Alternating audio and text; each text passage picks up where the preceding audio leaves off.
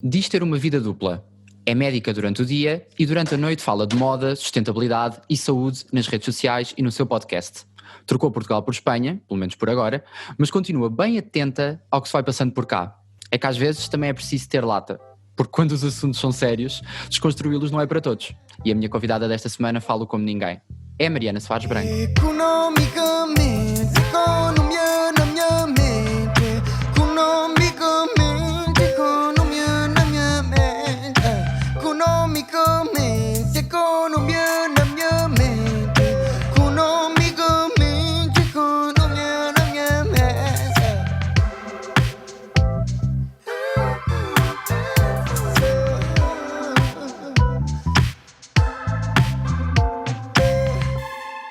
Bem-vinda. Olá! Alô, Mariana. Estamos aqui numa transmissão. Não vieste ao Fidelidade Studio? Veio Fidelidade Studio até ti? Exatamente. E estamos aqui Portugal-Espanha. Este podcast está international. Foi preciso passar International. Muito obrigada pelo convite, desde já.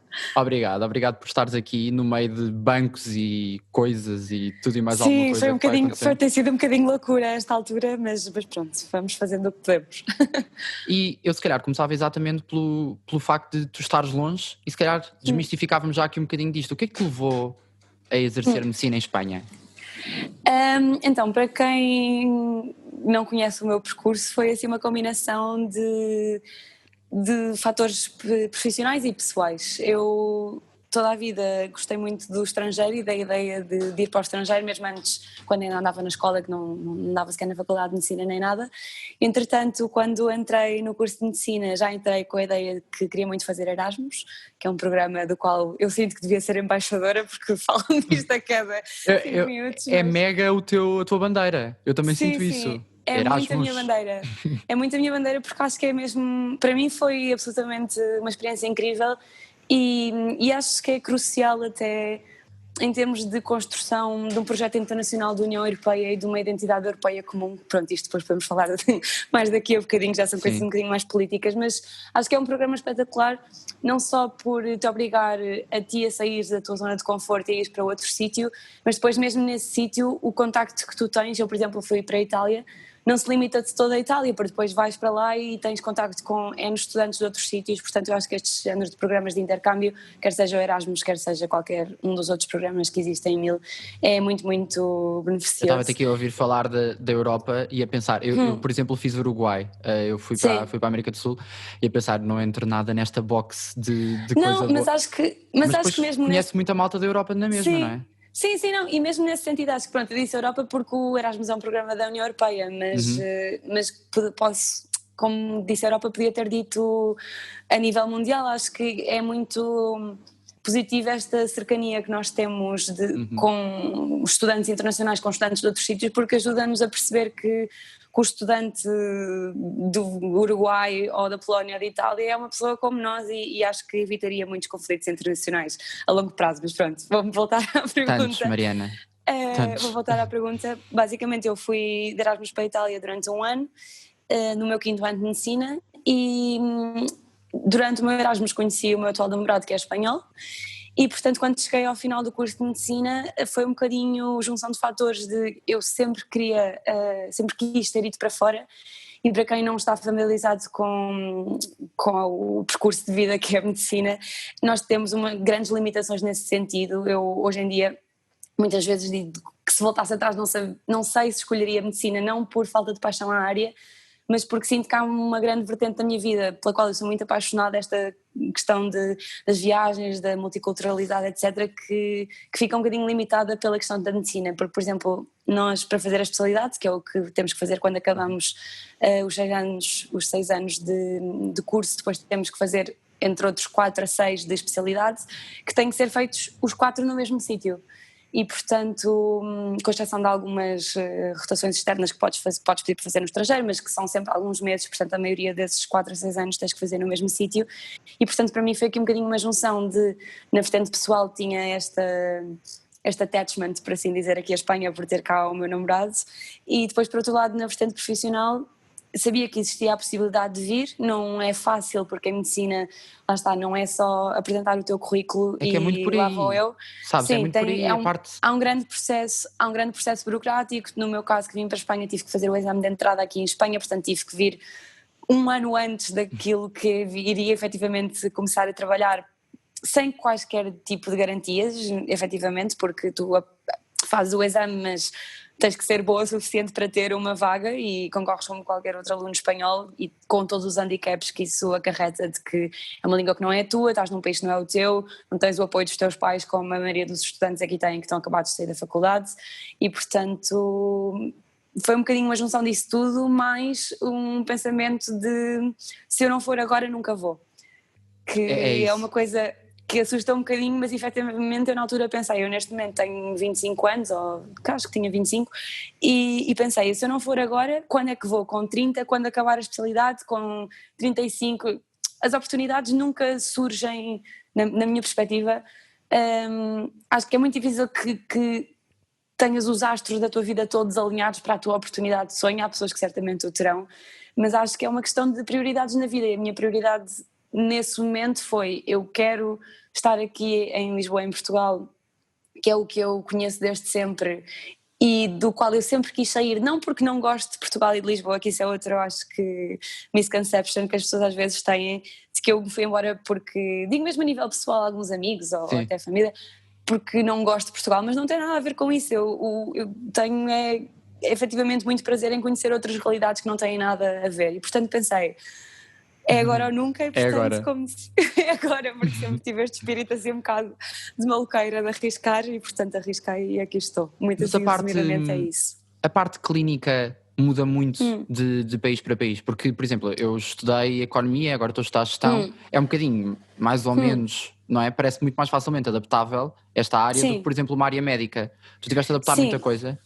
É engraçado, sabes, porque eu acho que a medicina, é assim, se nós pensarmos, ao fim e ao cabo, o corpo humano é o mesmo em qualquer sítio, portanto, as ciências básicas, por assim dizer, que nós estudamos, a minha anatomia, exceto assim algumas variações anatómicas, agora para ser um bocado nerd, ou algumas coisas específicas, algumas regiões que existem, algumas doenças endémicas de algumas regiões, etc., mas o grosso da coisa é igual em todo o mundo, não é? Portanto, os seres humanos funcionam da mesma maneira em todas as partes. A questão aqui é que muitas vezes a organização dos sistemas de saúde é um bocadinho diferente.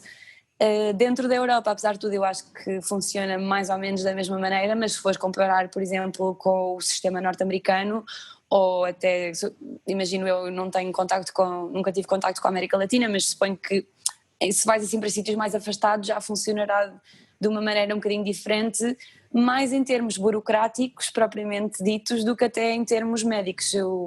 Respondendo à pergunta, em termos clínicos eu penso que é muito semelhante.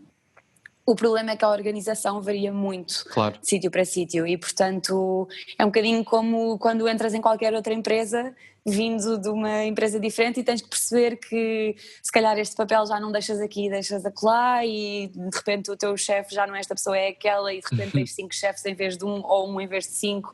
Portanto, em termos de organização é bastante diferente, e depois tens o problema, entre aspas, que podes olhá-lo como um problema ou como um ganho, da língua, não é? Que em medicina temos sempre essa questão de que estejas onde estejas tens que falar a língua Sempre, local, claro. porque para mim, também te digo que isto é uma coisa, eu acho que se calhar se perguntasse a colegas meus não te daríamos todas as mesmas respostas, mas para mim eu acho que um doente tem o direito a ser tratado na sua língua nativa, porque não tem nada a ver tu expressares as tuas...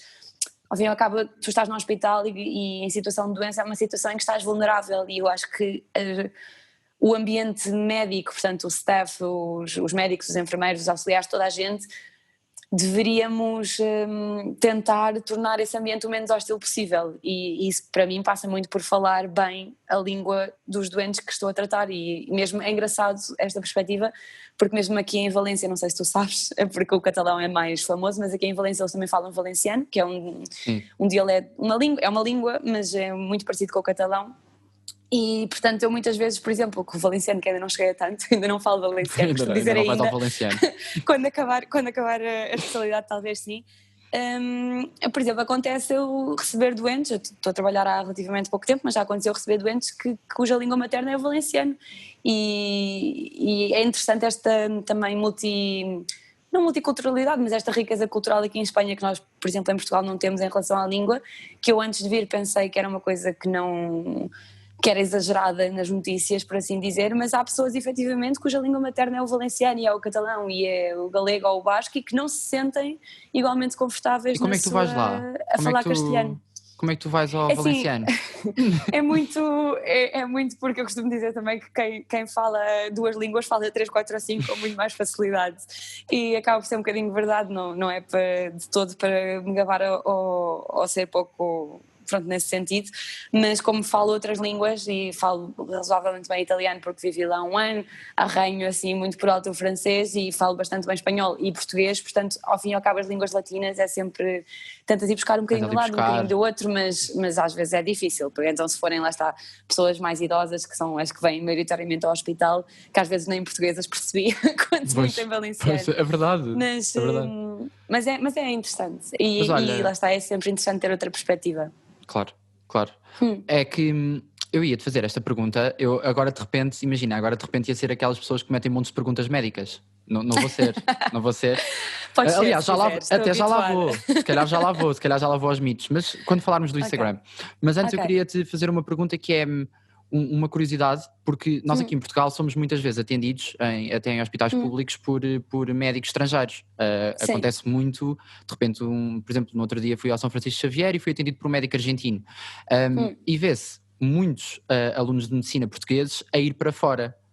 Porquê que achas que há este desfazamento? Porquê que...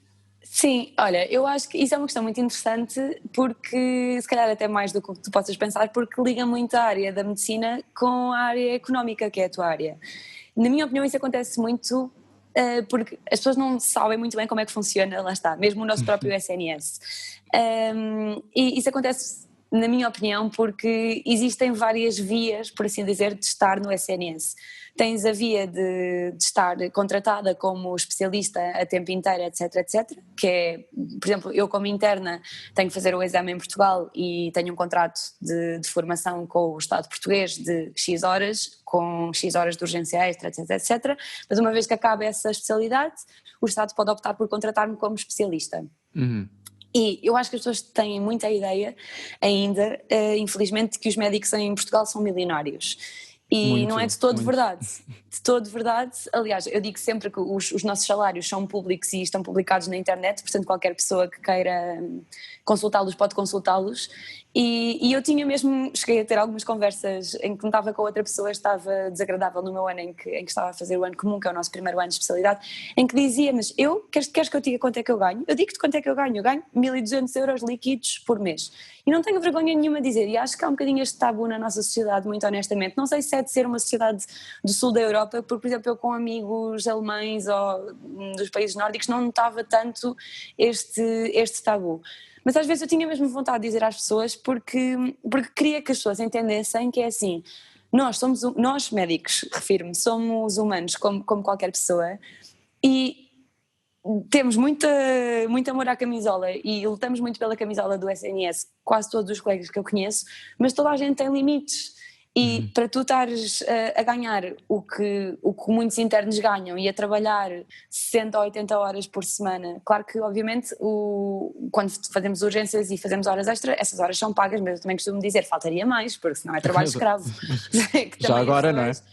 Pronto, mas é muito complicado, às vezes eu entendo que seja complicado para as pessoas entenderem que um médico quando está nas urgências está num horário de trabalho que muitas vezes são 12 horas ou 24 horas seguidas e que nessas 24 horas eu preciso de parar para almoçar, parar para ir à casa de banho, parar com qualquer pessoa porque estou no meu horário de trabalho e que ainda por cima não é um horário de trabalho particularmente bem pago. Eu literalmente aqui, por exemplo, eu pago mais à senhora que vem limpar a minha casa do que o que eu recebo a trabalhar no hospital por hora. Portanto, é chocante. Mas é muito argumento, mas há muito esse argumento do então, mas está na urgência, está cansado, você recebe não sei quanto, não é? Pronto, há muito mas lá está, a isto é que eu ia, mas eu acho que é preciso este background todo para as pessoas entenderem e eu acho que por isto é que eu depois me largo sempre nas conversas, porque gosto sempre de dar background, porque acho que senão depois faz todo o sentido. Não se entendem. A questão é, tu tens no SNS muita gente a trabalhar nestas condições, portanto pessoas que estão contratadas efetivamente pelo SNS para fazer horários completos, e depois tens muita gente que está contratada para tapar buracos, que são os chamados tarefeiros de urgência, que são muitas vezes as pessoas que nos atendem na urgência, lá está, e que muitas vezes são médicos estrangeiros que nas urgências, se eu estiver contratada como tarefeira na urgência, posso chegar a ganhar 3 ou 5 vezes mais do que se estiver contratada como interna da casa. Que é ridículo, porque se tu pensares, tu tens uma pessoa, ou seja, eu trabalho num hospital em Lisboa, eu como interna dessa equipa, portanto que trabalho lá toda a semana, já sei como é que funciona o hospital, já sei pronto, é o meu local de trabalho.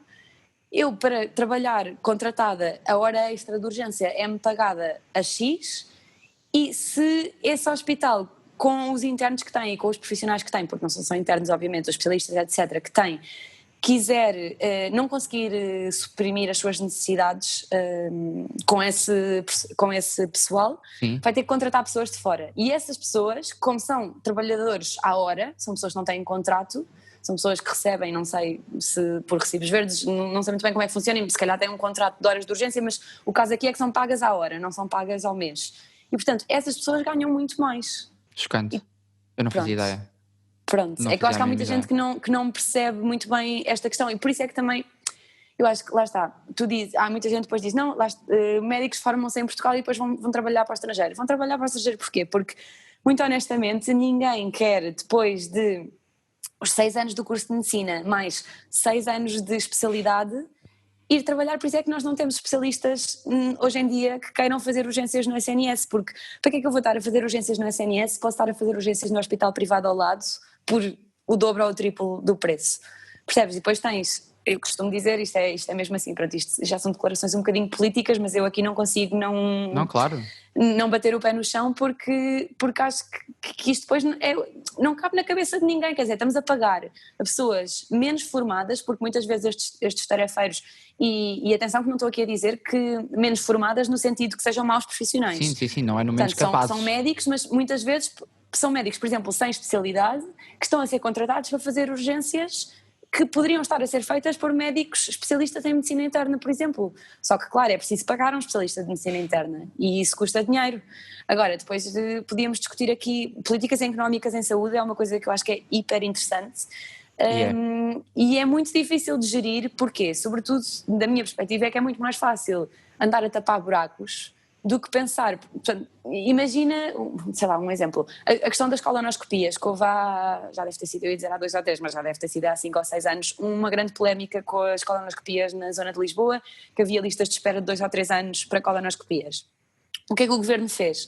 Em vez de contratar médicos para os quadros do Sistema Nacional de Saúde para fazer mais colonoscopias, portanto aumentar a capacidade de resposta do próprio SNS, o que o governo fez foi pagar a empresas privadas, portanto fazer uma espécie de subvenção desse serviço, Sim. pagar a empresas privadas, porque como no SNS não tínhamos a capacidade de dar resposta, para que fizessem essas colonoscopias aos doentes que não tinham a possibilidade de as fazer por causa das listas de espera no Sistema Nacional de Saúde. O que é que acontece?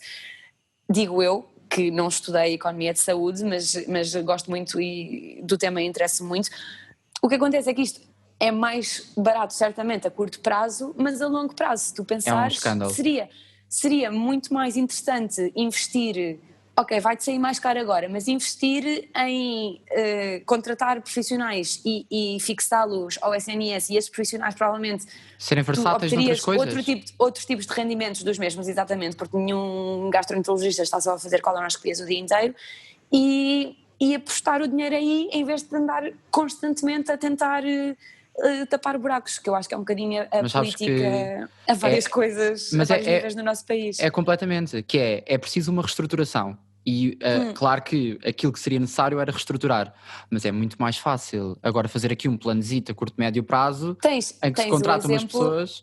O exemplo perfeito disto, para mim, é os hospitais centrais de Lisboa, que são o Hospital de São José, o Correio Cabral, a Dona Estefânia, etc, que se chama Centro Hospitalar de Lisboa Central.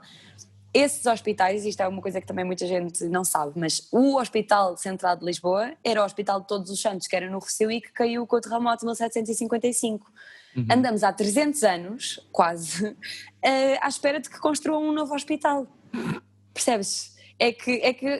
Pronto, e depois é assim, obviamente construir um novo hospital não é barato, e Claro. ninguém diz que é barato, mas quanto é que tu a longo prazo já terias poupado em vez de teres hospitais, não sei, lá está, se as pessoas sabem, mas o Hospital de São José, por exemplo, era um antigo convento. O Hospital de São José tem Sim. salas espetaculares, lindas, de azulejos, ou a capela do hospital é espetacular porque aquilo era um convento, que entretanto foi enormemente reabilitado para funcionar como hospital, mas nunca poderá chegar aos calcanhares de um hospital como o Beatriz Ângelo, que foi pensado de estrutura para ser um hospital. Exatamente. Percebes? E a questão aqui é, quanto é que a longo prazo se poderia poupar, de em vez de termos estes não sei quantos mil polos hospitalares em estruturas que não foram desenhadas para ser um E a hospital. meio gás, não é? E a meio gás, exatamente, se houvesse, claro, mas o problema disto é que os governos são de 4 anos, não é? É que Porque isso. se houvesse uma perspectiva de 40 anos pensarmos, ok, eu agora vou gastar, não faço a menor ideia quanto é que se gasta a construir um hospital, mas certamente milhões de euros para construir um hospital, mas este hospital vai funcionar para a minha população durante 200 anos, 300 anos, o tempo que de vida útil, claro, obviamente depois começam a ser precisas reformas, mas certamente que seria mais barato Claro, por isso é que tu vês, por que andar a exemplo, tapar buracos. Por isso é que tu vês, por exemplo, um hospital de Vila Franca a sofrer uma reestruturação e a ser completamente construído de raiz, não é? Passar a ser um outro hospital, quando passa a ser uma parceria público-privada. Porque O Hospital de Vila Franca é outro incrível, que eu também lá fiz. Eu estagiei em todos os hospitais de Lisboa e arredores. vocês têm isso, não é? Sim, nós temos muitos estágios, mas de facto nota-se perfeitamente, porque é assim, sobretudo, há aqui outra coisa que eu acho que é preciso ter em conta, já não falamos sequer de um antigo convento de há 300 anos, mas se tu comparares um hospital que foi construído há 50 anos com um hospital que seja construído agora, já não vai ser igual, porque a medicina evoluiu brutalmente nos últimos 100 anos. Eu acho que as pessoas às vezes também se esquecem um bocadinho disto, que é, tu há 100 anos não fazias, por exemplo, as operações que fazes hoje em dia. E não precisas ir mais longe, eu sou interna de radiologia, tu há 30 anos não havia TAC. Eu tenho especialistas do meu serviço que quando fizeram a especialidade não havia nem TAC nem ressonância magnética. E para nós agora é uma coisa absolutamente normal. Não é? Óbvio. Agora, uma ressonância magnética, por exemplo, precisa de uma sala enorme onde se possa pôr a ressonância, a máquina propriamente dita da ressonância, precisa de outra sala para os técnicos da ressonância estarem, precisa de salas para os radiologistas estarem depois a relatar os exames e, portanto, num hospital que não foi desenhado para ter uma máquina de ressonância, onde é que tu a pões? Não existe espaço físico. É por isso que as reestruturações e as reformas são tão importantes e é por isso também que, a meu ver, lá está, faria muito mais sentido investir a longo prazo. E voltando à pergunta aqui de porque é que há tantos médicos a sair, eu acho que acaba por ser um bocadinho por isso, porque infelizmente as políticas de saúde no nosso país, eu não digo que eu faria melhor, porque de certeza que não é fácil, mas acho que qualquer pessoa que perceba minimamente o assunto consegue ver que não são políticas que estejam a ser feitas pensando na qualidade do serviço daqui a 20 ou 30 anos, são políticas que estão a ser feitas pensando no orçamento do Estado deste ano, que é o problema. E é o problema, é que tu tocaste numa coisa fulcralzíssima que é isso, é o pensamento não ser daqui a 40 anos, é o pensamento até daqui a 4 e como é que eu posso mostrar resultados já, não é? É o pensamento Exato. dos governos, como é que eu posso mostrar já. Pronto, mas que acaba por ser um bocadinho triste, não é? Porque, Muito. da minha perspectiva pelo menos, porque tu nunca vais conseguir... neste tipo de coisas, como certamente é a economia também, como é a saúde, como é a educação, mesmo as grandes reestruturações não se notam em 4 anos. Os benefícios que tu implementares à saúde populacional hoje, por exemplo, com coisas muito simples, em relação à melhoria dos hábitos de vida, a questão do não fumar, não beber, ter hábitos de vida saudáveis, fazer exercício, comer bem, etc, etc. Isso não se vai ver nem daqui a 5, nem daqui a 10 anos, isso provavelmente, a grosso modo, vai-se ver quando a nossa geração, que foi educada hoje, tiver 80, portanto isto vai-se ver daqui a 50 anos. Agora, claro, daqui a 50 anos, que governo é que pensa daqui a 50 anos? Mas é que isto ainda tem outra coisa, que é, imagina que há um governo neste momento que nestes 4 anos faz imensos planos a longo prazo. As pessoas muito facilmente se revoltam contra esse governo porque não veem resultados a curto prazo, porque já aconteceu historicamente. Claro. E depois daqui a 4 anos vem um governo que destrói ou acaba por andar para trás naquilo que o governo anterior, não é? E andamos nesta esquerda-direita, e andamos no ping-pong. no ping-pong Sim, das medidas, que pronto, enfim, que é uma loucura. Mas eu queria passar aqui para outro assunto que eu acho que também é quente dentro da Sim, medicina. tu vai-me cortando porque eu, se puder, Não fico vou aqui a falar cortando, eternamente. nós falamos, vamos falar. Mas um outro assunto que me inquieta muito, que é a entrada de alunos em medicina, já para não falarmos das pessoas que têm média 18 e que vão porque sim, não é? Sim, Eu queria falar sobre o facto de o principal argumento de muitas pessoas, e por isso é que vamos ali à Católica de Medicina ligeiramente, sim, é, sim, é, é preciso mais espaço, é preciso mais lugares, porque a média é tão alta, é uma parvoíce. O meu neto não entrou porque tinha média 16 e devia perfeitamente ter entrado. E a verdade é que, e tu has de saber melhor do que eu, e é por isso que eu queria que tocássemos neste assunto, que acho claro. importantíssimo. O que falta são especialistas que acompanhem depois interna de especialidade. Não, o que falta Sim. não são pessoas que Sim. entrem no curso, não é? Olha, parabéns pela pergunta desde já, e acho que só mostra que fizeste bem o trabalho de casa, ou pelo menos que és uma pessoa informada na área, não sei qual dos dois, mas sim, isso é a meu ver, um dos grandes problemas urgentes da medicina no panorama nacional, é exatamente isso, e é exatamente o que tu disseste, as pessoas... como faltam médicos, acham que a solução para faltar médicos é abrir vagas nos cursos de medicina. E a verdade é que nós hoje em dia já temos demasiados estudantes de medicina para a capacidade formativa do país, o que são dois conceitos um bocadinho diferentes, lá está, que as pessoas não percebem, porque nós, como estudantes de medicina, fazemos o curso e quando acabamos o curso precisamos de fazer o exame de entrada à especialidade, que nos permite aceder aos tais 4 a 6 anos de especialidade para, ao fim desses 12 anos de estudo, serem especialistas do outro lado. E a questão hoje em dia é que existem pessoas que fizeram o curso de medicina em Portugal, porque penso que a cota hoje em dia são tipo 2 mil vagas, alguma coisa por aí. Certo. E existem 1.700 vagas, ou 1.700 e pouca, na última convocatória que houve, de acesso à especialidade. Portanto, o que acontece é que tu, todos os anos, obrigatoriamente, vais ter 300 alunos que ficaram de fora, e depois o que as pessoas não veem aqui é que não são só esses 300 desse ano que ficaram de fora, senão os que já foram acumulando de anos Exato. anteriores, porque Onde é que essas pessoas ficam? Isto é uma bola de neve, vão para o estrangeiro, ou não são especialistas e andam a fazer contratos de tapar buracos a ganhar mais do que os colegas que foram para a especialidade. É que é muito triste, voltamos ali... E isto não permeia, e depois há outro problema, é que isto não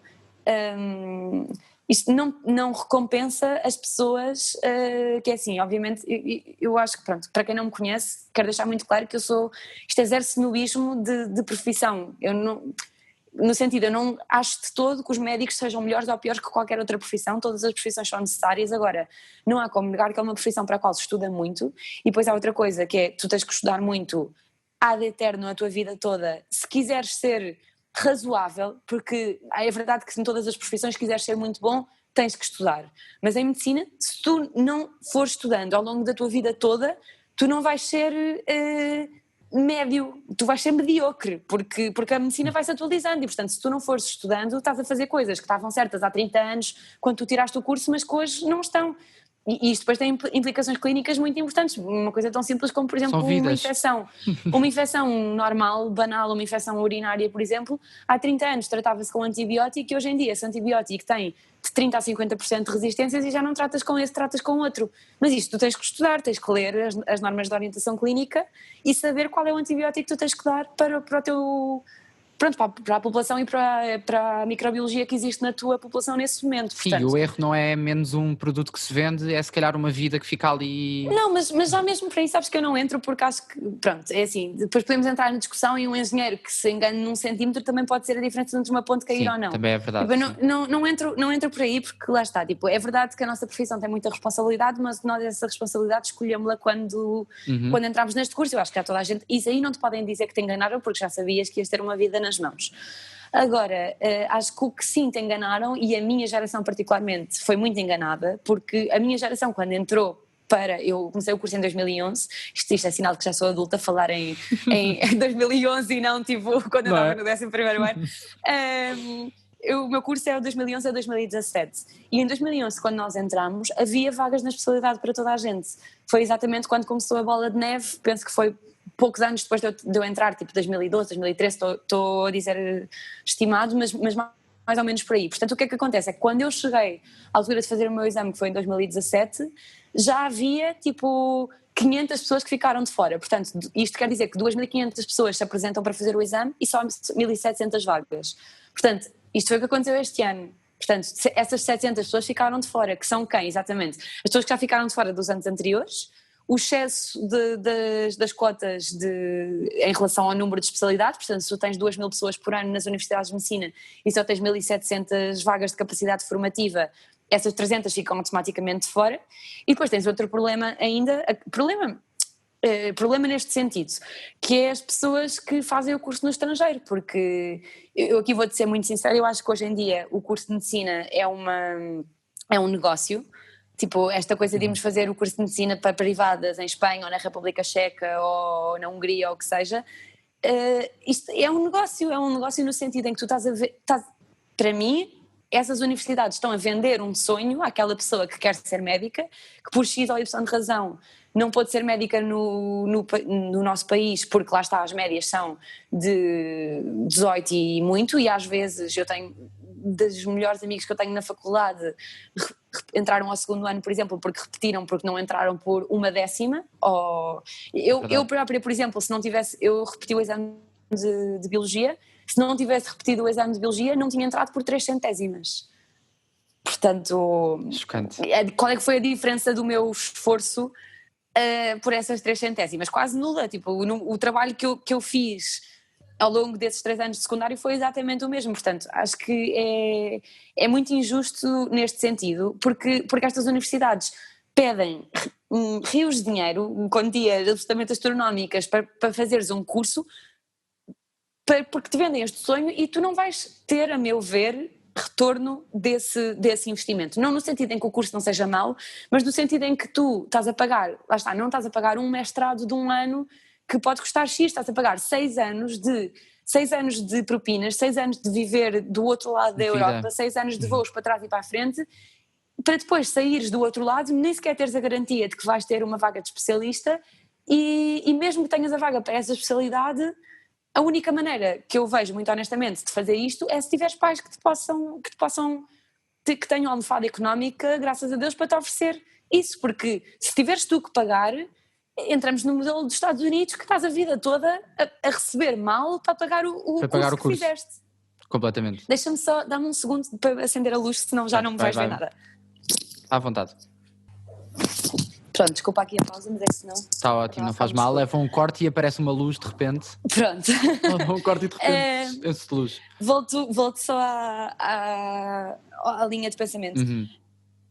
Efetivamente, para mim, isto é parte do problema, é que além de toda a gente que tu já tens em Portugal em excesso em relação à capacidade formativa, neste momento tens muita gente que foi estudar, lá está, para a Espanha, para a República Checa, para esse tipo de países que acabam por fazer este tipo de não lhe quero chamar negócio, mas pronto, deste turismo escolar, de que as pessoas vão para lá. E isto é efetivamente porque assim, as economias destes sítios aproveitam-se disto, obviamente, claro, porque tens muito dinheiro estrangeiro a entrar por causa desta oferta. E depois, por outro lado, e também juntando aqui um bocadinho à questão anterior que tu me fizeste, as pessoas também, se calhar, do meu ponto de vista, o que se deviam perguntar é porquê é que só temos 1.700 vagas de especialidade?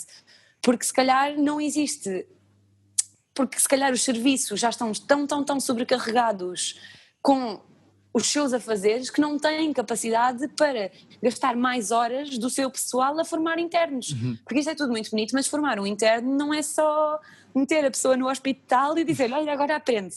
Tipo, é preciso, em qualquer especialidade é preciso teres uma pessoa que se sente ao teu lado, no meu caso, por exemplo, que me explique o que é que eu estou a ver, porque são coisas difíceis, obviamente, e fazer uma ecografia é difícil, operar é difícil, meter um doente internado é difícil e é preciso aprender. E estas pessoas que ensinam muitas vezes de borla, portanto isto são médicos que têm zero retribuição pelo facto de estarem a ensinar as gerações mais novas, que o fazem porque eles próprios também tiveram alguém que os ensinou e portanto o fazem, lá está, por amor à camisola, mas o amor à camisola tem um limite, que é o que eu acho que é o que eu tento sempre que as pessoas percebam, que é, se tu numa manhã tens 30 doentes para ver, tu não tens tempo de estar a explicar ao interno ao teu lado porque é que lhe deste este medicamento em vez do outro, e muito menos pensas em ter 2 internos em vez de 1. Portanto, isto é todo o sistema que contribui a isto, e todo o sistema, lá está, que precisaria de ter grandes reformas para que funcionasse, e portanto espero que tenha respondido à pergunta, mas basicamente é por isto que nós não temos... Que nós, a meu ver, nem devemos abrir universidades novas, e até possivelmente deveríamos pensar em fechar alguma das que temos. E é verdade que a média é muito alta, mas também te digo que, na minha opinião, a média vai deixar de ser tão alta nos próximos anos, o que já se está a ver, porque o curso mais cobiçado neste momento não é medicina, porque os miúdos, e eu já digo os miúdos, lá está, isto já é outra já é outro sinal, já estou a ficar velha, mas eu penso, assim, a malta que tem 17 anos neste momento é 10 anos mais nova que eu, já é outra geração. As coisas são como são, e eu, muito honestamente, fico contente, dá-me alegria de ver que estes miúdos, lá está, com 0 sentido pejorativo, já têm outro tipo de cabeça em relação ao que eu tive. E eu não foi por falta de aviso, porque tenho médicos na família e fui muito avisada de que as condições eram estas, portanto eu não me incluo no grupo das pessoas que não foram avisadas. Eu acho que incluo-me no grupo das pessoas que aos 17 anos foram muito ingênuas, de pensar que... Não, é verdade, porque tu aos 17 anos nunca pagaste uma conta na tua vida. Sonhas e quando te dizem que... Sim, exato, e quando te dizem que depois, quando acabas, que o mercado laboral não é o mercado dos teus sonhos e tal, tu pensas, não, mas eu quero é salvar vidas, isso a mim não me interessa nada. Eu depois, quando lá chegar, logo, sabes, é aquela ingenuidade dos 17 anos, mas eu folgo em saber que a geração mais nova já é um bocadinho mais inteligente nesse sentido, e que claramente já começaram a perceber que medicina é muito bonita, é uma profissão espetacular, eu acho que é super hiper gratificante e é muito interessante, mas é para quem gosta, não é para quem, como tu disseste, quer entrar só porque tem média de 19. Também me parece sim. Eu ia agora aqui um bocadinho ao outro lado da tua vida dupla, que eu apresentei-te aqui com a vida dupla, que é como tu própria te apresentas. Portanto, só fui buscar. O termo. Porque tu sendo médica e depois tendo um Instagram incrível e um podcast, e meu Deus, não é? Como é que tu geres um bocadinho, é um bocadinho a fuga eu não diria bem fuga, vais-me dizer tu, porque tu acabas também por incorporar um bocadinho da tua visão. Desapareceste? Sim, desculpa. Já voltaste. Sim. Não tem problema. Como é que tu geres um bocadinho isto, e porquê ir buscar um bocadinho de outras coisas às redes, e o quê? Lá vais buscar também. Sim, olha, sim, não me faz confusão nenhuma a expressão fuga, até porque eu acho que no início da questão, ou seja, no início, quando eu comecei o blog de moda, que entretanto já nem está ativo, em 2011, lá está, era efetivamente uma fuga, porque eu sinto que sempre fui uma pessoa muito... não muito criativa, mas eu sempre gostei de extravasar assim um bocadinho da parte mais científica, no sentido em que eu fui para ciências no secundário porque sabia que queria medicina e portanto precisava de fazer matemática, biologia, não sei o quê, mas as minhas disciplinas favoritas no secundário eram português, inglês e filosofia. Portanto, eu sempre costumo dizer que de facto não me imaginava nesse momento a estudar nenhuma outra coisa, porque em termos de profissão, efetivamente eu sinto que medicina era o que eu queria fazer. Neste momento acho que me imaginaria a fazer 1000 outras coisas, mas nesse momento, quando escolhi, era a única coisa que eu queria. Portanto, eu nunca quis estudar línguas na universidade, por exemplo, não foi nada uma coisa frustrada do género tipo, adoro línguas, mas depois não há trabalho. Não, tipo, eu sempre adorei este género de coisas, seja línguas, seja a parte da moda, seja, pronto, lá está, fotografia, sempre fiz imensas peças de teatro quando era pequena e coisas assim, tipo, costurava roupas para as peças de teatro com os meus primos, coisas assim um bocado, pronto, artísticas, que nunca fui muito boa a nada, pelo menos era um bocadinho a sensação que eu tinha, tipo, não era nada que eu desenhasse super bem, ou cantasse super bem, ou fosse boa atriz, era que gostava efetivamente de ter esse escape. E portanto para mim, quando entrei em medicina, foi um bocadinho o choque de repente é tudo super científico, tudo super sério, tens que estar ali tipo e saber as coisas muito metodicamente, e portanto foi um bocadinho nessa altura, e penso que durante todo o curso, um bocadinho um escape a 100% à medicina. E curiosamente, quando acabei o curso, comecei de vez em quando, acho que também com a maturidade que traz a idade, a dar um bocadinho mais a minha opinião nas redes. Eu sempre fui uma pessoa muito, muito opinativa e assim, até um bocadinho... Notamos, Mariana. Gostamos. Notamos. Mas em minha casa, a minha família às vezes até goza, que é tipo, eu tenho opinião sobre tudo e que se eu fosse ditadora que Deus nos salvasse e coisas assim do género.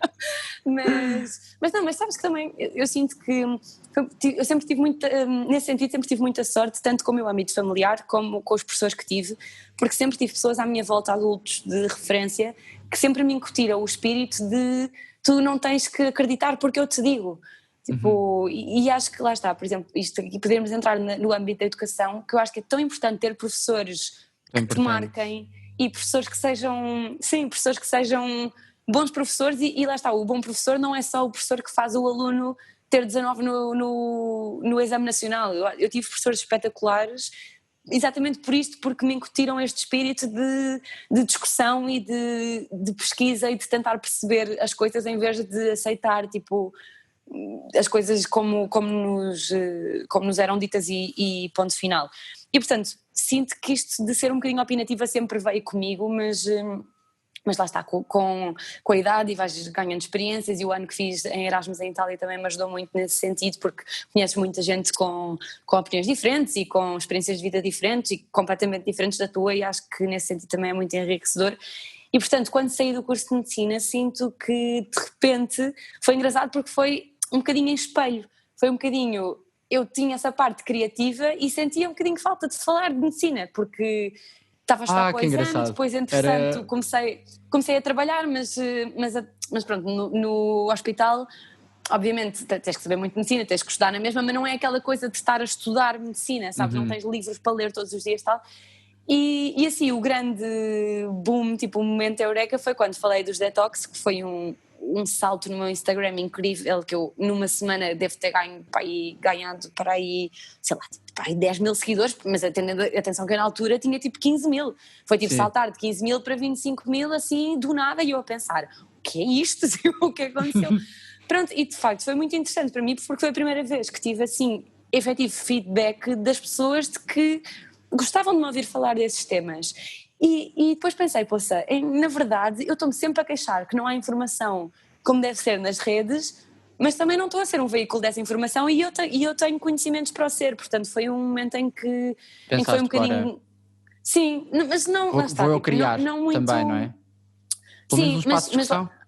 Pronto, exatamente, tipo, não uma coisa muito organizada, muito honestamente, porque uma coisa que sempre tive muito clara é que a minha profissão é ser médica. Tipo, eu sou médica e nos meus tempos livres faço o Instagram e as redes sociais várias e o podcast e tudo os desvaneios que me passam pela cabeça, que depois nunca tenho tempo para acabar nada, que é o que aconteceu.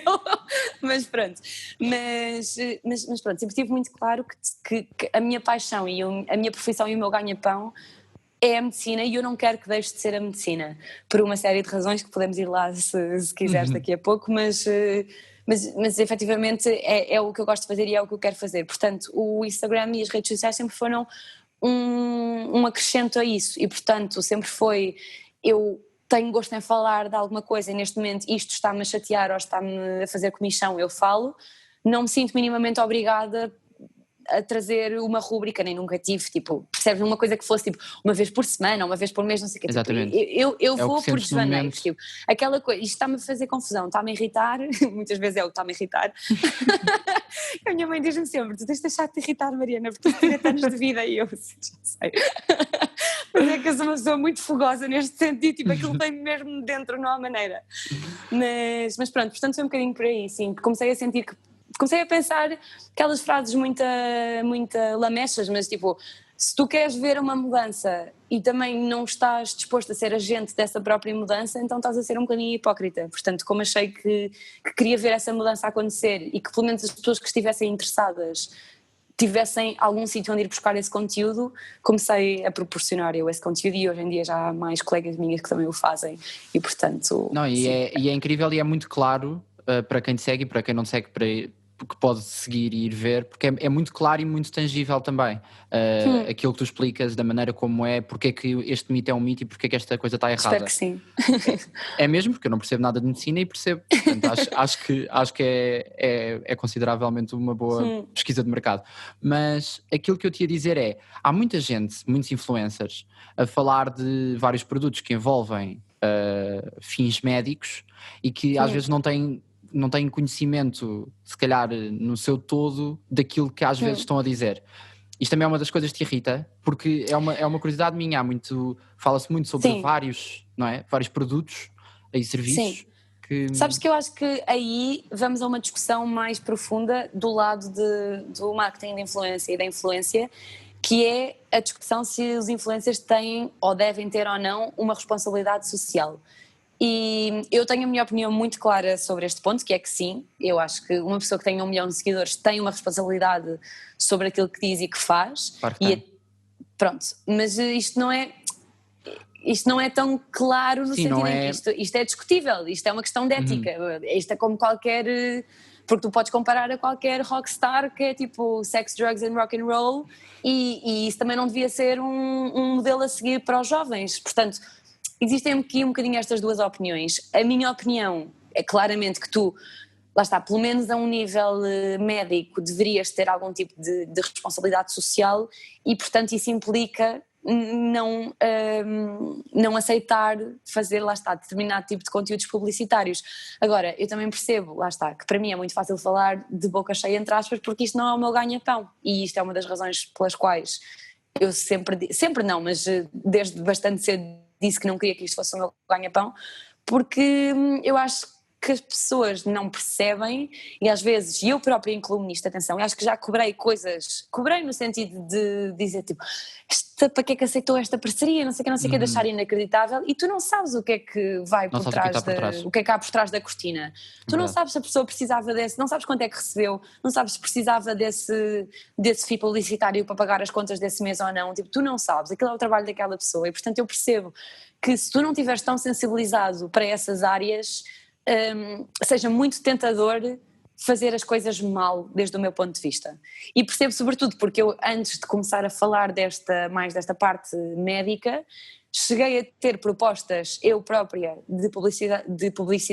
para publicitar sumos detox, por exemplo, e só te digo que as propostas de sumos detox nessa altura pagavam o dobro de qualquer outra proposta publicitária nessa altura. E eu disse que não, mas disse que não porque ponto 1, não precisava desse dinheiro para viver, porque se calhar teria tido que repensar se precisasse, e depois por outro lado porque tenho o background que tenho, que acho que influencia muito e que tu notas perfeitamente nas grandes influências do panorama nacional. Eu sinto que acabo sempre a falar da Alice quando quero dar exemplos, mas é que a Alice para mim é o exemplo perfeito de uma pessoa que, vindo de um background de nutrição, tem cabeça para perceber o que é que deve e o que é que não deve fazer nessa perspectiva.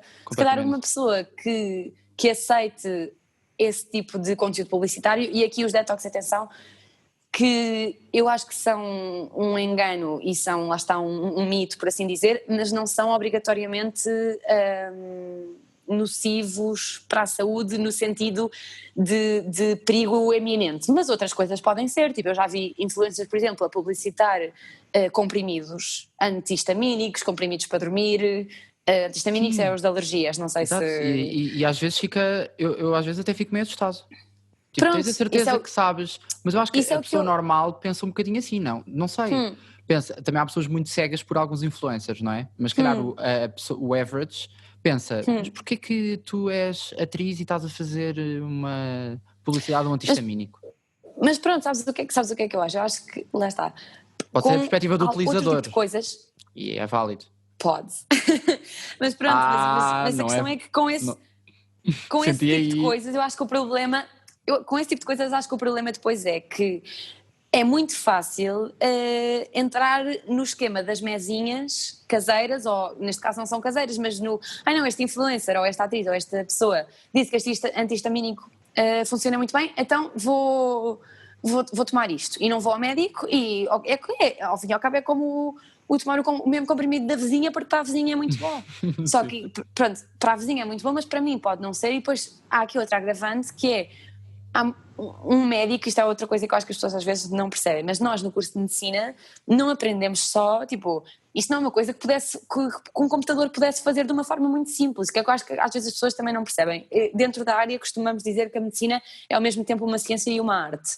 E é verdade, porque a medicina, apesar de ser uma coisa objetiva, tem uma grande parte de interpretação e de interpretação da relação médico-doente, de conseguir ler nas entrelinhas do doente, que não é preto no branco. E, portanto, um sintoma absolutamente banal pode ser absolutamente banal para uma coisa e ser um sintoma de uma coisa mais, de uma patologia mais perigosa que esteja a dar isso como primeiro sintoma ou que esteja a dar isso como único sintoma.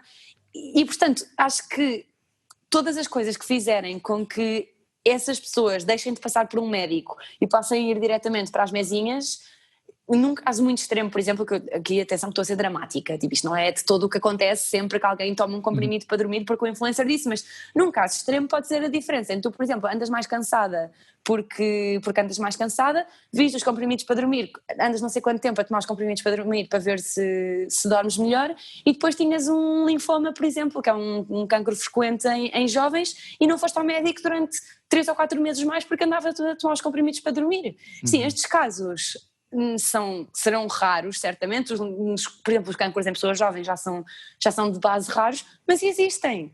E, portanto, não há maneira de excluir esta possibilidade de que este tipo de marketing de saúde por pessoas que não têm o mínimo de bases para o fazer, não tenham consequências perigosas para a saúde de quem o chega. Completamente, Pronto. completamente. Agora, um bocadinho a juntar aqui as duas, a parte da responsabilidade, porque tu tens uma responsabilidade muito acrescida na tua profissão todos os dias, a partir do momento em que entras naquele hospital, não é? E também acabas por também ter alguma responsabilidade. Como é que tu olhas para essa responsabilidade depois quando passas para o lado das redes sociais, em que há muita gente que acaba por confiar? Sim, sabes que, pronto, eu durante estes meses foi uma coisa em que pensei muito, sobretudo com esta questão do coronavírus, porque sinto que as pessoas, em relação à questão das máscaras, por exemplo, porque sinto que as pessoas me cobraram muito o facto de eu ao início ter dito para as pessoas não usarem máscara, que não estava recomendado, que tinham era que ficar em casa. E as pessoas cobraram muito porque hoje em dia está, como todos sabemos, recomendada a utilização de máscara, mas é assim, eu nesse momento não estava a dizer, por exemplo, ou seja, para dar um exemplo do que eu sinto em termos de responsabilidade, eu nesse momento não estava a dizer para as pessoas não usarem máscara porque me apetecia a mim que as pessoas não usassem máscara. É que nesse momento nem a Organização Mundial de Saúde, nem a Direção-Geral de Saúde recomendava a utilização de máscara. E depois tinhas aqui outro problema acrescido, que eu isso mantenho, é que as pessoas... o que eu dizia, e muitos colegas meus disseram também, de que as pessoas não sabem usar máscara, não é para pôr um stamp de... Só me sai espanhol já, desculpa. não é para pôr um selo de estupidificação às pessoas. É que uma coisa tão simples como pôr uma máscara não é assim tão simples, percebes? Tipo, portanto, eu acho que as pessoas às vezes tendem a sobressimplificar as coisas em saúde, quando na verdade são coisas que se calhar não são assim tão simples, e uma simples lavagem das mãos não é assim tão simples, se calhar não, tenho a certeza que mais da metade das pessoas não lavam as mãos como deve ser, e portanto nesse momento se a Organização Mundial de Saúde e a DGS não recomendava o uso de máscara, seja pela razão que for, mais que não seja, que eu isso mantenho, que eu acho que as máscaras te dão uma falsa sensação de segurança, e eu isso continuo a ver por todo o lado, tu como estás de máscara já podes abraçar o vizinho e beijar o cão, o gato e o periquito, tipo, eu aqui, não sei como é que está em Portugal, a verdade é que também nos últimos meses não tenho vivido em Portugal, mas aqui em Espanha as pessoas têm a máscara e são automaticamente imunes, parece que a máscara é uma vacina, como estão de máscara já podem fazer tudo o que quiserem, mais alguma coisa. Pronto, mas isto tudo para dizer que nesse momento eu nem recomendei, não é? Eu partilhei o que eram as recomendações e da mesma maneira que partilhei que não se devia usar máscara nem usar luvas, também partilhei noutras recomendações e noutras conteúdo científico que me deu muito trabalho a fazer. Eu estava em casa nesse momento e eu literalmente passava o dia inteiro em frente ao computador, porque lá está, as pessoas veem um post no Instagram com 10 slides, mas eu li se calhar dezenas e dezenas de páginas web e artigos e coisas para conseguir fazer aquele resumo. Portanto, eu passava os meus dias em frente ao computador porque foi uma época complicada para toda a gente e a mim foi muito complicada a nível pessoal porque eu sentia-me um bocadinho, não quero dizer fraude, mas fraude no sentido em que eu sentia, eu sou médica, sou jovem, tipo, provavelmente se eu me infectar não vai acontecer nada, e estar naquela fase também é preciso lembrar que estavam a morrer 1000 pessoas por dia cá em Espanha com o coronavírus, e eu sentia-me uma impostora, tipo, o que é que eu estou a fazer aqui em casa quando podia estar num hospital a trabalhar? E isto, pronto, para mim foi um bocadinho difícil de gerir a nível pessoal e emocional, porque eu inscrevi-me em tudo quanto era sítio para ir ajudar, e mesmo em bolsas de voluntário, seja de médicos voluntários e tudo, sem que não cobraria dinheiro, que pronto, já é desde si questionável, porque tu estás ali a expor a tua própria saúde, deverias cobrar, mas pronto, isto já é outra questão. É verdade, mas é muito verdade. Mas me apontei, pus-me em todas as listas que havia. Sim.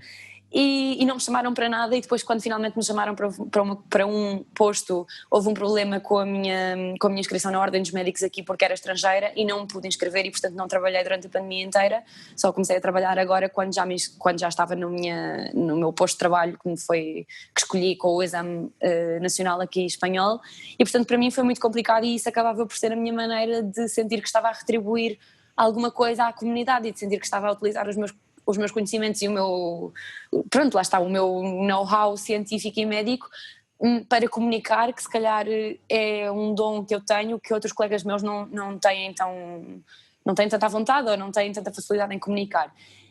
E lá está, eu comuniquei isso das máscaras como comuniquei N outras coisas, e sinto que as pessoas depois, quando já, não sei quantos meses depois, já se demonstrou que as máscaras funcionam e que ajudam a reduzir a transmissão e que devemos estar todo de máscara, e que me cobraram como se aquilo fosse uma opinião pessoal. E eu disse, malta, é assim, mudar de opinião, it's okay. Tipo, se na altura não estava recomendado porque não havia estudos e não estava provado que funcionasse, e até se pensava que era contraproducente, e hoje em dia já se provou que os benefícios compensam os riscos, tipo, eu não sou troglodita. Exato. Era suposto ficar, não, vamos fingir que é para sermos coerentes, vamos fingir que não... Não, exatamente, não, mas as pessoas cobraram também nesse sentido, e depois no sentido também de... Não, mas então para que é que disseste que não se usava? E eu, malta, não era eu, era a OMS, tipo, digo eu que a OMS vai saber mais do que eu, não é? Tipo, eu posso ter as minhas opiniões pessoais ou deixar de as ter. Agora, pronto, num bocadinho nesse sentido, e agora voltando aqui à questão da responsabilidade, lá está, eu a dar contexto, porque tenho sempre 5 minutos a dar contexto, mas para mim foi um bocadinho complicado de gerir, porque lá está, porque se... é uma X ou Y atriz, que houve muita polémica nessa altura, que diz para usar ou não usar máscara, depois já ninguém quer saber, porque coitadinha, ela não percebe nada do que está a dizer, portanto se disse bem é porque palmas porque disse bem, e se disse mal, coitadinha porque não sabe nada do que está a dizer. Mas sou eu que sou médica, já tenho outro peso, e portanto as pessoas a mim já me cobraram as coisas de outra maneira, e isto para mim obviamente é complicado de gerir, porque eu penso... E eu acho que isto é uma coisa que as pessoas não veem refletida, porque eu falo sempre com esta segurança que me define, mas eu penso muito, muito, muito bem no que é que vou dizer, e penso várias vezes antes de falar de um assunto, até porque eu já fui muito aberta sobre isto. Eu, quando houve a questão dos detox, eu cheguei a ser ameaçada legalmente por algumas empresas, que não quero referir porque não quero mais problemas, mas cheguei a ser ameaçada por alguns funcionários de algumas empresas de que iam abrir processos legais por difamação. E eu, mas difamação do quê? Eu limitei-me a partilhar um link do PubMed, tipo, não fui eu que escrevi, está aqui, sabes, tipo...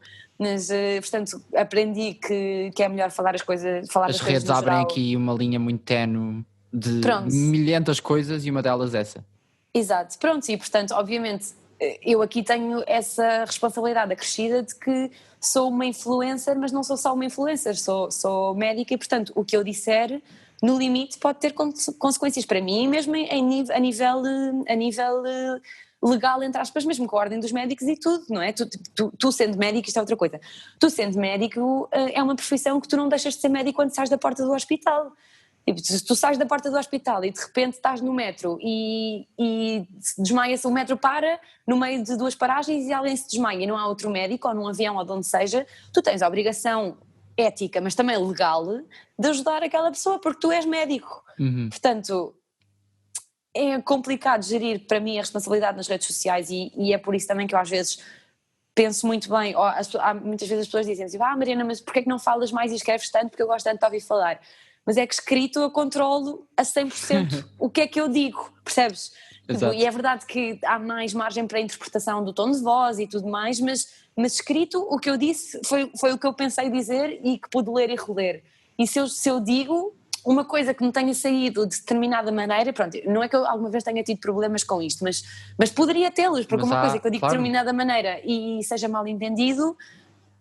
Pronto, é muito complicado, sobretudo porque depois as pessoas, eu percebo, que foi um bocadinho o que aconteceu nessa altura também, estão desesperadas, estão assustadas, estão desesperadas por informação, e eu, por exemplo, na altura da pandemia aconteceu-me várias vezes, e isto agora acontece menos também porque tenho estado menos ativa no Instagram, mas pessoas mandarem-me mensagens com os seus próprios casos clínicos, dizerem tenho isto, isto e isto, mandarem-me provas de imagem, mandarem-me análises se eu podia dar um olho.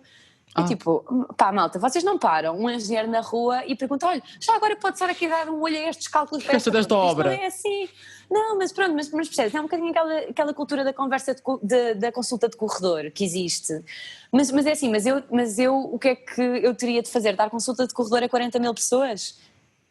E depois que implicações legais é que teriam essas consultas de corredor? Porque em rigor eu não sou médica, eu não sou tua médica que estou aqui a falar contigo. Uma coisa são pessoas que eu conheço pelas redes, mas que as considero minhas amigas, ou pelo menos minhas conhecidas amigas, que se têm algum problema, eu sou a primeira a dizer, pá, eu ajudo, não sei o quê, mas isso é porque ajudo-te a ti como ajuda, ai, olha lá, foste. desculpa, é que estou a ficar sem bateria, só tenho 10%, mas pronto. Também Ajudo-te a ti estamos a acabar. Ok. Ajude-te a ti como ajudaria, vou voltar atrás por se quiseres cortar, que pessoas que eu conheço é um bocadinho diferente, ou, apesar de as ter conhecido pelo Instagram, porque são pessoas que considero amigas ou conhecidas, mas pronto, que as ajudo como ajudaria qualquer outra pessoa, mas pessoa que conheço. Agora, não posso ser médica de 40 mil pessoas, nem posso ajudar essas 40 mil pessoas, até pelas implicações que isso teria depois a longo prazo, porque imagina que eu lhes digo X e depois é Y. E depois elas põem-me um processo na ordem, ou num tribunal, ou no que seja, porque eu lhe disse. Isso teria. É que eu depois. Isto é tudo tão novo que nem sei como é que isso funcionaria. Tipo, isso teria validez? Não teria? Tipo, eu não sou tua médica, percebes? Quem é que eu sou para te estar a dizer isto? Tu não me devias ter pedido a opinião, eu não te devia ter dado. Portanto, eu prefiro evitar já de raiz as pessoas que. As pessoas que me seguem, efetivamente, tipo, isto acontece um bocadinho mais quando há assim booms de alguém partilhar o meu perfil e há pessoas novas que vêm, porque quem me segue já há muitos anos, lá está, e mesmo quem me segue há pouco tempo, mas que me segue regularmente sabe que isto é a minha postura. Eu gosto muito de ajudar e ajudo o máximo que eu conseguir a um nível, a um espectro amplo, mas não quero nem posso não particularizar. Não vais estar a ver análises. Sim, exatamente. Até porque as análises não te dizem nada, não é? Que isto é outra, voltamos à questão de que a medicina é uma arte. Tipo, uma análise isolada a mim não me diz nada. Tipo, eu preciso falar com o doente, fazer uma história clínica, ver a pessoa, fazer exame objetivo, ver outros exames que tenha, perguntar pelos pais. É complicado. Portanto, enfim, olha. Olha, nós estamos a chegar ao fim. Ok. Eu queria perguntar-te aqui, tu a influenciar Portugal, não é? Exercer em Espanha, tem aqui Península Ibérica de alguma forma... não é? Internacional. Tu achas que encontraste aqui um balanço a longo prazo ou fica sempre o objetivo de voltar? Olha, não sei, sabes, fazem muito essa pergunta e acho que é uma pergunta muito difícil de responder pelo simples facto de que eu há 5 anos, se me dissesses que eu ia estar a viver a vida que vivo hoje em dia, dizia-te que tu eras absolutamente maluco, nunca, never in a million years, e portanto acho que é muito complicado, não sei responder. Eu gosto muito de Portugal, não sinto que tenha neste momento vontade de voltar, até porque tenho um contrato de 4 anos aqui, portanto durante estes 4 anos vou estar aqui de certeza absoluta. Para voltar dependeria muito das circunstâncias, dependeria muito da oportunidade a nível profissional que tivesse. Muito honestamente não sei onde é que vou estar a um nível pessoal também nesse momento, não sei se quer ficar em Espanha. Acho que tipo, o futuro, só coisa que eu aprendi na vida foi em dar tempo ao tempo, e o futuro é mesmo, nós não sabemos. E às vezes há coisas que são, isto também é outra máxima que se tem confirmado na minha vida, mas aquela questão do há males que vêm por bem. Eu já tive tantas situações por exemplo, eu não queria ir de Erasmus para Florença, isto também disse no meu podcast, eu queria ter ido para Roma e depois por uma série de questões acabei em Florença e adorei o meu ano em Florença, não trocava, agora a posteriori não trocava de todo por ter ido para Roma. Conheci pessoas incríveis, diverti-me imenso, aprendi imenso e portanto espetacular. Agora super recentemente com a questão da especialidade, eu durante quase o final inteiro do curso de medicina dizia que queria radiologia, foi o que acabei por fazer, mas a semana antes da escolha da especialidade deu-me assim um vibe e de repente disse que queria anestesia eu nos últimos 10 anos tinha tido nota para entrar em anestesia aqui em Valência, que era onde eu queria ficar, e este ano as vagas de anestesia não chegaram à minha nota aqui em Valência. Tinha N vagas de anestesia no país, mas foi aquela decisão de queres assim tanta anestesia para teres que sair de Valência, e decidi que, pronto, que pesava mais o querer ficar em Valência e o gostar também de radiologia. Pensei, bem, na verdade eu já queria radiologia há imenso tempo, portanto vamos escolher radiologia. e agora penso, meu Deus, tipo, o que é que eu ia fazer à minha vida, sabe? Tipo, e estou super contente de ter escolhido a radiologia, e não me imagino, tipo, estou a trabalhar desde que era há 2 meses, mas já não me imagino de todo a fazer outra coisa, a fazer anestesia em vez de radiologia.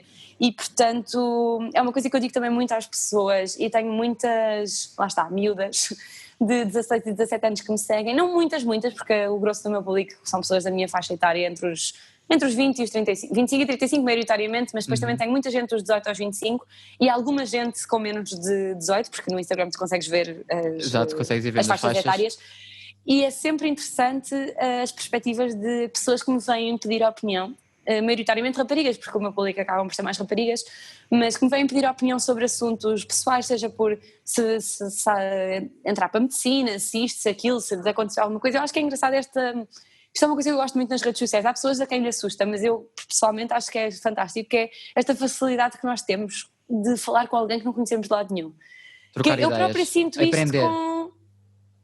próprio sinto isto com outras pessoas, tipo, há pessoas que eu nunca vi cara a cara e com as quais tenho conversas super compridas, que se calhar até lhes conto tipo opiniões ou coisas da minha vida pessoal que nem sequer conto a muitos amigos meus, e acho que é uma coisa bonita, porque acaba por ser, lá está, uma grande troca de ideias com pessoas que se calhar não terias à mão de outra maneira, por assim dizer. E portanto, quando esta geração mais nova me vem fazer perguntas, e agora aqui atando um bocadinho todos os temas da conversa, sinto muita responsabilidade de pensar, pá, fogo, tipo, esta pessoa ao cabo está a olhar para mim como um modelo a seguir, e portanto o que é que eu posso fazer para ajudar este sofrimento que esta pessoa está a ter com esta decisão, sofrimento no sentido de angústia de haver ali, exato, uma decisão. E digo muito às pessoas por exemplo, com relação à medicina, porque há muita gente que me escreve angustiada de que tem medo de não entrar, que acha que não vai entrar por X, Y, Z, por pouca média. Digo-lhes sempre, olhem, esforcem-se o máximo que vocês conseguirem, e isso ao fim e ao cabo é a única coisa que podemos pedir a nós próprios.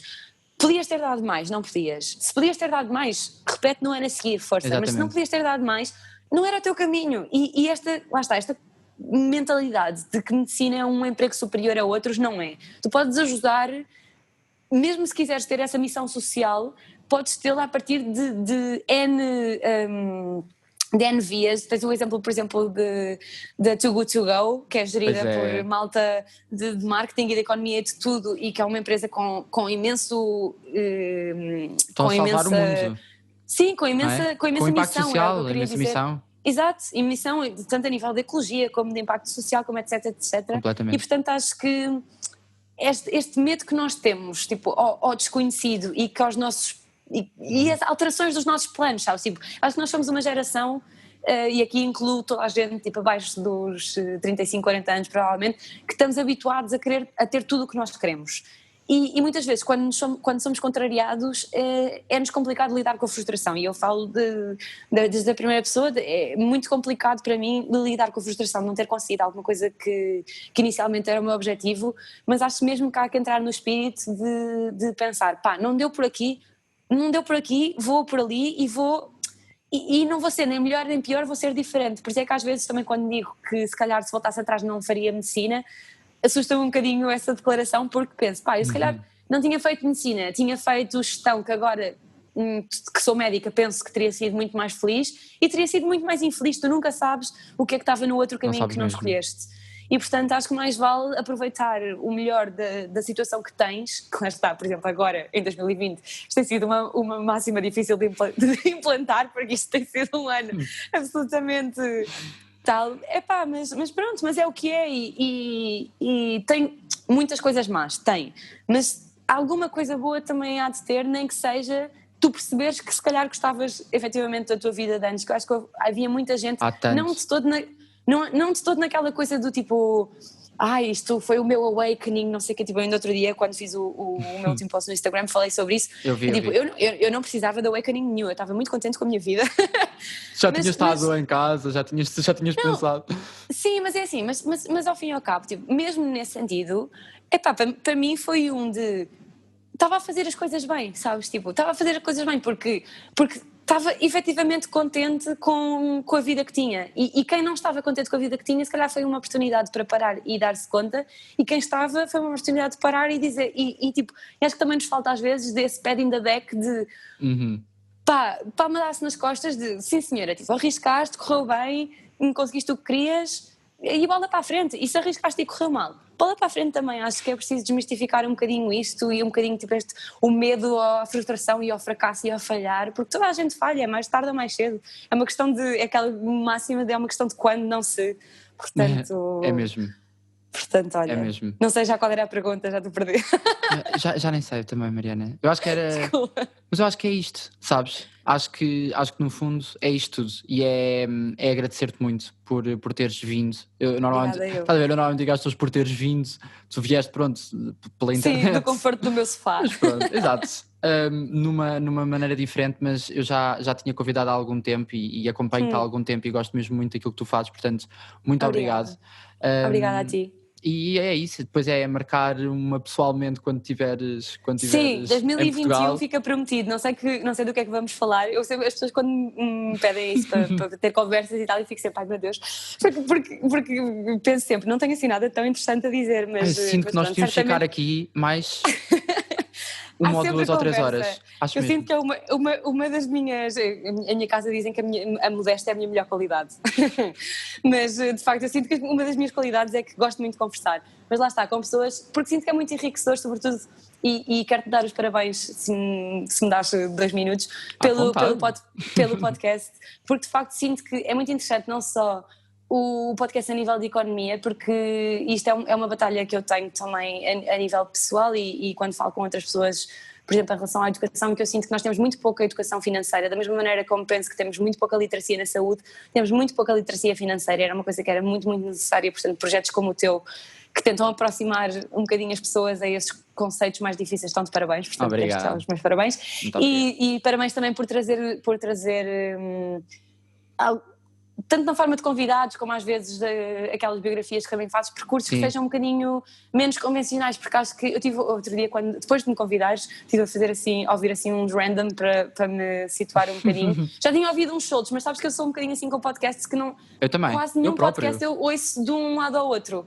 Eu vou ouvindo assim, tipo, deixa-me ouvir este, hoje o que é que me apetece? E estive a ouvir o que fizeste sobre a Kim Kardashian. Sim. E, por exemplo, achei super interessante porque, lá está, é muito fácil esta coisa de tipo, não, foi porque teve sorte, ou foi porque não sei o quê, ou foi porque não sei o quê, mas a sorte dá muito trabalho, como se costuma dizer. E, portanto, parabéns pelo projeto e acho que é super interessante que traga as pessoas de áreas diferentes e perspectivas diferentes de vida, porque acho que ao fim e ao cabo a economia é como a saúde, que é tão faz tanto parte da base do tecido da nossa sociedade, que há economia em tudo, da mesma maneira que eu acho que há saúde em tudo e as políticas de saúde estão implicadas, melhor dito, em muito mais do que as pessoas poderiam imaginar. As políticas económicas é a mesma coisa e, portanto, deixa-me dar-te os parabéns pelo teu trabalho também. Muito obrigado. Eu acho que criámos aqui uma ponte feliz entre a medicina e a economia. Sinto que sim, espero que tenha sido interessante. Muito mesmo. Obrigado, Mariana. Obrigada eu.